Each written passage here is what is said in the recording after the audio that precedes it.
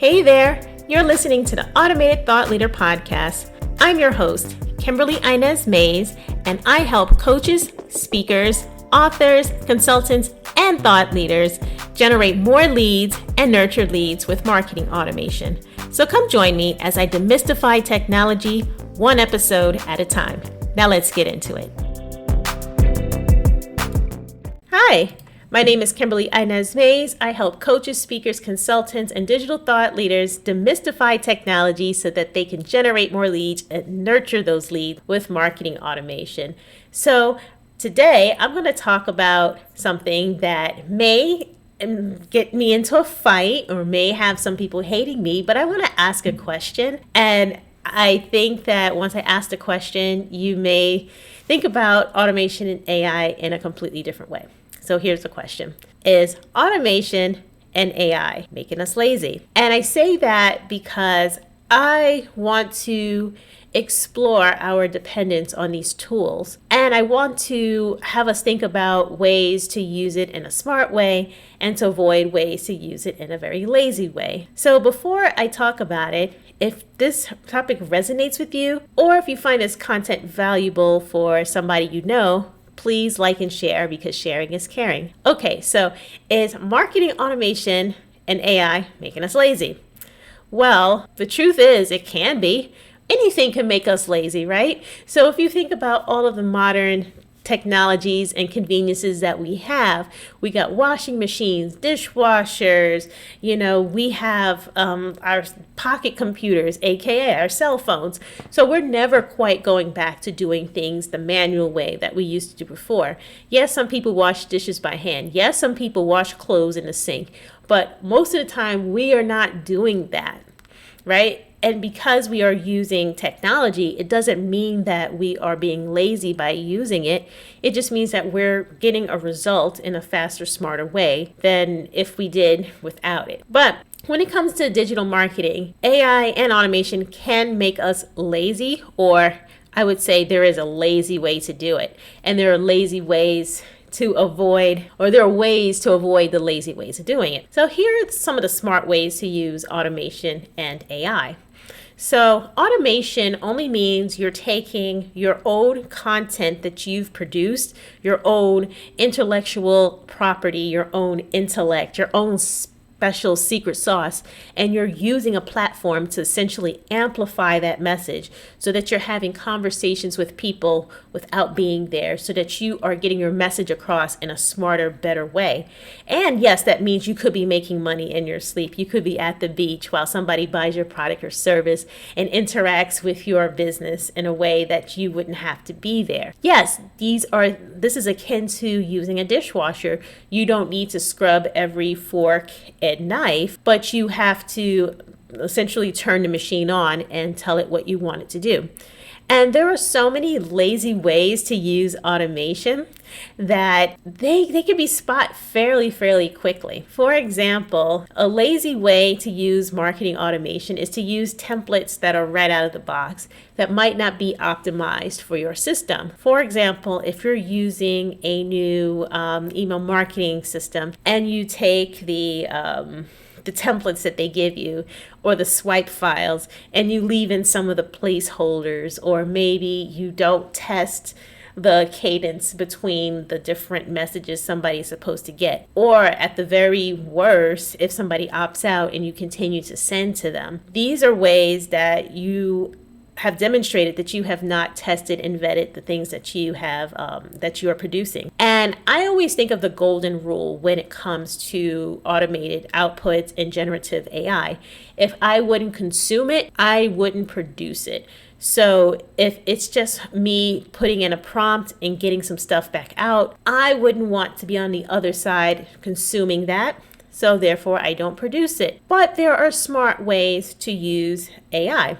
So here's another thing that kind of bothers me when it comes to the whole automation and AI piece, is that people think it's like a microwave. You put in your frozen dinner and then you get something back out that's edible, and it's not. So if you are an author, for example, and you want to use it to write a book, You can't just put in a 2-sentence prompt and get a book out. You can't put in a 2-sentence prompt and get a chapter out. You have to make sure that the information that you're feeding it is unique to your business and has some brain power too. You don't want to delegate your thinking, your special sauce, your intellectual property to these generative systems. Think about it. It's an amalgamation and a mass collection of materials and content from all over, but there is only one you, and you is what makes you unique. Wow, that sounds really, really corny and funny, but if you think about it, if you approach these tools in a way that says, I want to amplify who I am, I want to use the system to share more of who I am and not to produce for me, but to help me be an amplifier, then there are ways to use it smartly. So when it comes to messages, for example, specifically email marketing, you want to think of, okay, what does my audience need from me? What messages are they looking for? Let me go and use AI to do some of the research for me so that I know what their pain points are. I know what words they're using. I'm going to draw on my lived experiences. I'm going to draw on my conversation. I'm going to cross-check that with materials that I wouldn't have had access to before, and I'm going to make sure that my messaging lands. I'm going to make sure that this content that is produced is in my voice, in my style, using words that I would typically use. I'm going to proofread and reread the things that come out of this system. Then I'm going to deliver it in the channels and in the formats that resonate best with those who I'm trying to speak to. So you see that does not include a 1 or 2 sentence prompt, set it and forget it. No, this is an overall strategy that you can build over time with new information about you and your business. And then you can program these systems to do this work for you. So once you've done that groundwork, then it becomes a lot easier. The dissemination of emails, text message, social media posts, different sorts of channels that you can tap into now because you have a cohesive message and you've done the work. So yes, it can make us lazy. It can make us very dependent. I still use Google to make sure I spell the word correctly. But at the same time, you don't really delegate your thinking. You want to maintain a balance between automation, AI processes, and personalized creative content to ensure your authenticity and to really increase engagement. So I say all that to say is that do the work and see if it can replicate who you are and the message and the output that you're trying to get. So I have a few other tips for you when it comes to doing that. So let's start with the automation piece. Email marketing automation. As I said before in previous recordings and just throughout the years, email marketing is certainly not dead. It is certainly not going anywhere. Everybody checks their emails at least several times a day. And you don't have to be that bro marketer that sends multiple emails in a day.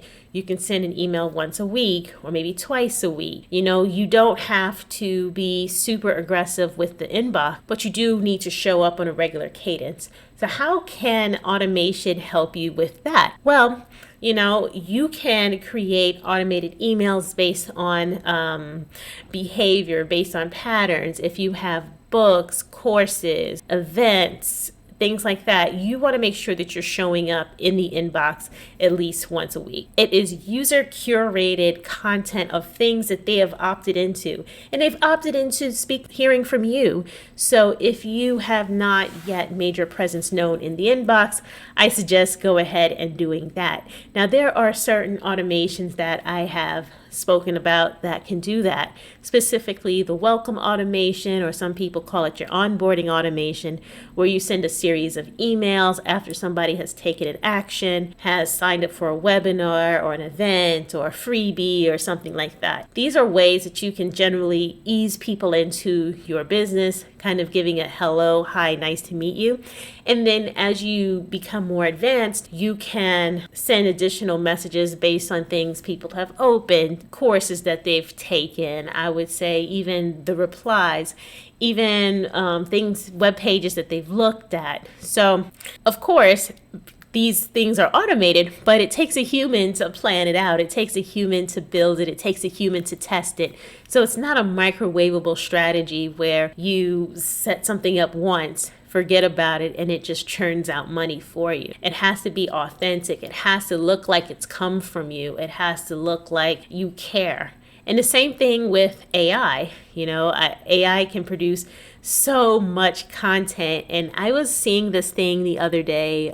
There was this product, and I'm not going to name names. I'm not going to name products because Lord knows there are so many products out there. But there are products out there that can give replies to like emails or like they give comments to social media posts, and they can comment or send, they could do so many other things. And depending on the platform used and on the algorithm used and just the prompts or whatever, there is a noticeable pattern when it comes to AI produced content. And you want to make sure that things sound genuine, right? And there's a genuine interest there. So you can use AI to speak to people. You can use AI to talk to people. But eventually you want to bring that conversation in real time with real flesh and blood humanity.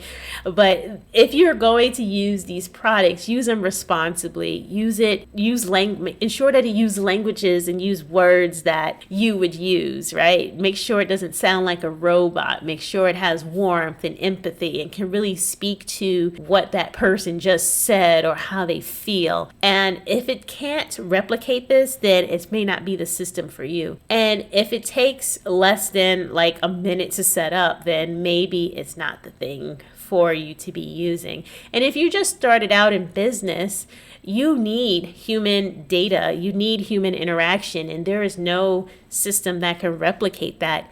That's why I don't generally take on clients who have just started their businesses, because I say, you don't know what to automate. You don't know what to have automated or have like AI or anything like that until you've had these conversations, until you've done the research and the groundwork with actual people to know if there is a need for what you have and how they feel about it, so that when you have this data, you can make these systems so much better. So that's the difference between lazy AI, lazy automation, and smart automation, smart AI.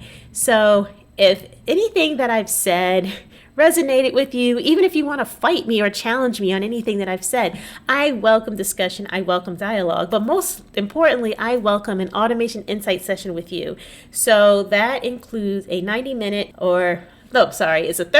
session in which we go over what works, what didn't work for you, and your goals, your 90-day goals. That's where the 90 comes from, your 90-day goals, and how I can support you in your marketing automation efforts.